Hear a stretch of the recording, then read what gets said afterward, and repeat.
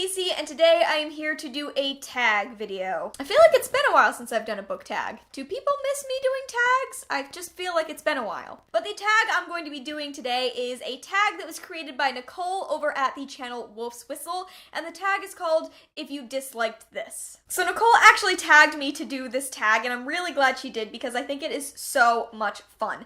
Basically, the point of the tag is that a lot of us here on BookTube do videos where we recommend books based on other books that you might have liked. In fact, I have a series on my channel called If You Like That, Try This.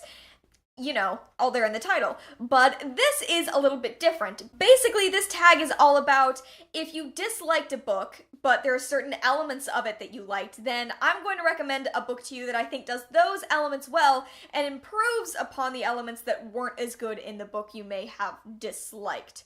If that made any sense. That sounded like mumbo jumbo coming out of my mouth right there. Anyway, I think we're just gonna jump into it. You guys will catch on pretty fast. So the first book that I want to talk about is Throne of Glass by Sarah J. Maas. Now, this is a series that I have a love-hate relationship with. I really liked the first couple books when I read them at the beginning of BookTube, but at this point, I'm kind of against them. I don't really get a lot out of them anymore. So what the series offered for me is that Selena is a female warrior, which is always a character that I'm intrigued to read about. Beyond that, at least initially, I really liked the romance storylines that we were getting, and I really liked the relationship between the main characters and love interests. Sadly, where these books start to fall apart for me is that I don't think that the world is as developed as I would like it to be. I think that the villains are a little bit lacking, and as the series has gone on, I've grown to enjoy Selena as a character less and less, and I'm definitely not invested in the romance of the books anymore. So if you feel that way about Throne of Glass, you're looking for possibly a better alternative, I really recommend that you check out the Graceling series by Kristin Cashore. This is a series of companion books. I'd recommend starting with Graceling and going in publication order. But Graceling is a world in which people are marked as being graced. It means they have some sort of enhanced ability, and the way you can tell a person is graced is that they have two mismatched eyes. And the main character of this book, Katza, is graced with killing. It means she's very much become a weapon in the court that she lives in. It is so fantastic. I think it offers such a fascinating alternative to the warrior woman character in that Katza gets to be really hard, but also really soft, and you get to see the pulls and pushes of her as a character. This book still has one of my favorite romances of all time. Like, I adore the relationship in this book. It's fun and fast-paced, and honestly, I love the other two books just as much as I love Graceling, which is something I can't say about the Throne of Glass series. So, if you're having issues with Throne of Glass, then I would really recommend that you check out Graceling. Next up, let's talk about City of Bones by Cassandra Clare. So, City of Bones and the Mortal Instruments series in general, what I think it has going for it is that it has an ensemble cast of characters that you grow to enjoy. It's fun to see them play off of one another, how they grow as characters. Plus, I really love urban fantasy and fighting creatures. I think that that's really interesting. Sadly, I think this series unfortunately with this book, I really don't like Clary, the main character. I just don't think that she is that compelling a character. Also, as the series goes on, I think I grew to care less and less about the other characters. They were just stretched in all these ways, and now it feels like the series has expanded and gone on to so many different places. So if you dislike City of Bones or the Mortal Instruments series, then I highly recommend that you check out Shadowshaper by Danielle Jose Older. This is the first book in an incoming series. The next book, Shadow House Fall, is supposed to come out this fall, and I'm so excited about it. Shadowshaper is a series set in Brooklyn, and it is about this lead character, Sierra Santiago. Sierra discovers this type of magic that infuses ancestral spirits into art and music and storytelling, and she discovers that her family might be a part of this line of shadow shapers. You can see where I'm coming from in the ways that it's similar to City of Bones. However, Sierra is an incredible main character, and I think that she's the most compelling aspect of the story, and she has a great set of friends around her as well. There are so many people in her life that she gets to have these different relationships with. Just like the Mortal Instruments, there are side queer characters in Shadowshaper. In the first book, there are these two girls that are in a relationship. I love it. I love it. Plus, basically, the entire cast of Shadowshaper is Latinx, which There's still plenty of fighting monsters, there's still the city setting, but it's a collection of characters that are a lot more compelling in my opinion, and a world that I think has so much room to grow. So if you dislike City of Bones, I think that you should check out Shadowshaper. Okay, so maybe you didn't like Ready Player One by Ernest Cline. I get you. I didn't like Ready Player One by Ernest Cline. Ready Player One had a lot of issues for me in terms of coming across as fairly misogynistic. It was really exclusionary towards women and female gamers. It used marginalized identities as a plot twist, and overall came across to me as someone bragging about how much knowledge they had of the 80s. Like, it was supposed to be a celebration of gaming, and I really, really wanted a nerdy, fun celebration of gaming, but this book was so exclusionary and narrowed on the white male geek boy identity that it's not very accessible for me. But if you really want a great video game story centered on the fun and love of video games and that community, then I recommend you check out the graphic novel In Real Life by Cory Doctorow and Jen Wang. This graphic novel is about a girl who's obsessed with an MMORPG called Course Gold. She grows increasingly more obsessed, and then she discovers that there's this group of people within the game that are cheating, and she's kind of faced with what that means. Especially when she discovers that this group of people that are cheating are from China and are being paid, and it's a whole really bad situation. This book is just so much about, first of all, celebrating gamers, celebrating girl gamers specifically, very specifically girl gamers,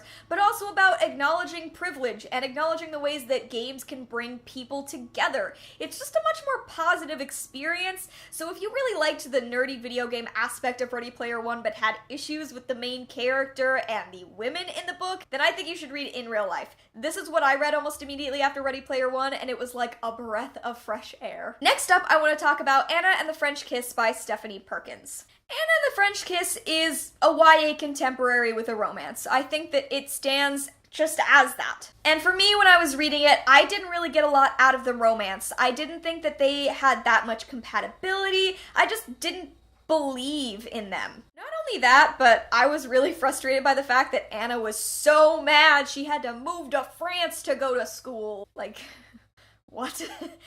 Oh no! Moving to France. However, what Anna the French Kiss had really going for it was aesthetic and setting. The descriptions of France were done so well, and it made me want to go back even though I read this literally a day after I left Paris. It's descriptive and fun and so ingrained in that setting. So, if you want some YA contemporaries that are still set around the world, but have perhaps maybe a better romance or a main character that I think is more interesting to read about, then I have a couple of suggestions. First of all, Just One Day by Gayle Forman. This one is more on the self-journey side than the romance side. It's about a girl who goes on a summer program around Europe, meets this guy, has kind of just one great day with him in Paris, and then wakes up and he's gone. And it kind of breaks her down. It makes her not trust what's happening around her because she finally took this leap and she got burned for it. It's set over 1 year. It's like her first year of when she would be going to college, and it's really fascinating. It's a lot about journeys around Europe still, so there are all these descriptions of all these places, but it's very based on a self-discovery moment, and I really loved it for that. But also, if you want perhaps a European adventure story with a bit more romance, then I would recommend 13 Little Blue Envelopes by Maureen Johnson. This book is about a girl named Ginny who receives a letter from her recently deceased aunt telling her that she has to go on this journey. So yeah, journey around Europe, goes to a lot of different places, but of course does stop in France, I think, right? Maybe that's a lie. Maybe she doesn't go to France. But she goes to a lot of other places. This one is also a lot about self-discovery and learning and growing, but it also has this really great, adorable romance in the middle of it that I think is really believable and cute while still having this setting around it. And I think that both of these books are great if you didn't like Anna and the French Kiss, but wanted some of that setting still. Next up, maybe you disliked Night Film by Marisha Pessel. This book has such a cool aesthetic. It's in an alternative format, so you're reading a lot of like files and websites and stuff, and that makes it a really cool experience. But as the mystery unfolds, it just gets so weird that it collapses in on itself, in my opinion, and it just doesn't have the creepiness factor that a lot at the beginning of the book did. It doesn't have much payoff in terms of like the twists or the reveals, and that's what frustrated me about Night Film, because it had such a cool look as a book, but also such a cool aesthetic at the beginning. So if you really liked those certain aspects of Night Film, but were also disappointed by elements of Night Film, I recommend The Dead House by Kurtagich. This is a book told completely in alternative format. It is about Carly and Caitlin. Basically, these two girls exist within this one body at the same time. Carly has the day, Caitlin has the night. And we find out early on that something terrible happened to the school they attend, and Caitlin has been implicated in that, but we have to go on this journey to learn what happened. It's very, haunted and at times demonic. It's super, super scary, like so scary. And overall, I think it keeps its creepy aesthetic from beginning to end. I was at times scared reading it midday. So if you disliked Night Film but wanted a bit more of that aesthetic and alternative format in a scarier book, I recommend The Dead House. And finally, if you disliked Fangirl by Rainbow Rowell. Now, let me preface this by saying I actually really like Fangirl, which is something I didn't ever think I would say, but I read it and I identified really strongly with it. However, there are definitely reasons why you could dislike Fangirl. I liked the fact that this was kind of an awkward, cute love story. I loved the fact that there was this kind of nerdy, online existence part of that relationship and the main character. But for a book about a girl who writes about two boys falling in love, there aren't a lot of actual gay characters. In fact, there are no gay characters in the story. Plus, I know some people had an issue with the fan fiction, just like actually reading the fan fiction. They just wanted kind of the nerdy character without actually reading Simon and Baz. But if you liked the awkward love story aspect of Fangirl and the kind of nerdy quirks of the main character, then I have two books to recommend to you, but they're both by the same person. So first of all, Simon versus the Homo Sapiens Agenda. Can you guess what my second recommendation is gonna be? Simon versus the Homo Sapiens Agenda is about this guy, Simon, in high school, and he's gay, but he's not out of the closet, and he's been having this email relationship with a guy he knows goes to his school, but he doesn't know his real identity. Then someone at Simon's school finds these emails and starts to blackmail Simon. This book is so cute. It's not just about blackmail. It's a great coming of age story. It's a great coming out story. The main character is hyper obsessed with Harry Potter and is just got this great awkward love story going all the way through it. It's cute and it's fun. Plus, there are actual gay characters, which is great. But if Simon is not your speed, then I also think that you will really enjoy The Upside of Unrequited, also by Becky Albertalli. This book isn't out just yet. It's not coming out till April, but you guys are gonna want to get your hands on it. This book is about a girl named Molly Peskin-Suso. Molly has had 27 crushes but never had a boyfriend, and her sisters never really pushed this, and then her sister gets involved in a relationship with this girl, and all of a sudden she's all lovesick and trying to force Molly into a relationship too. And there are two possible boys in this situation, but Molly is really fearful because she's fat and she's really terrified of rejection, and she also has anxiety. This book is so perfect because it is incredibly diverse. First of all, oh my god, this book is just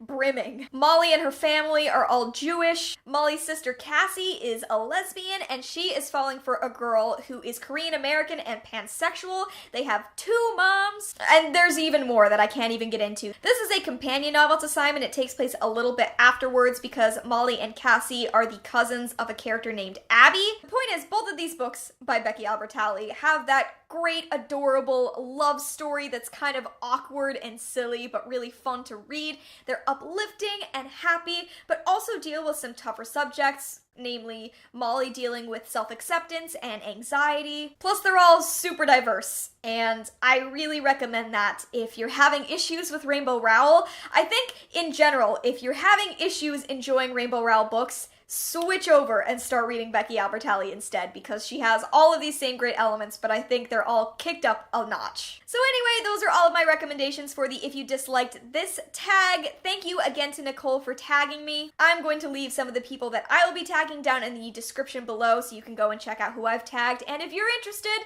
jump on this tag too. I think it's really fun. Thank you so much for watching. I hope that you enjoyed. Maybe leave me some of your own if you disliked this recommendations down in the comments below, and I will see you in another video very soon. Bye!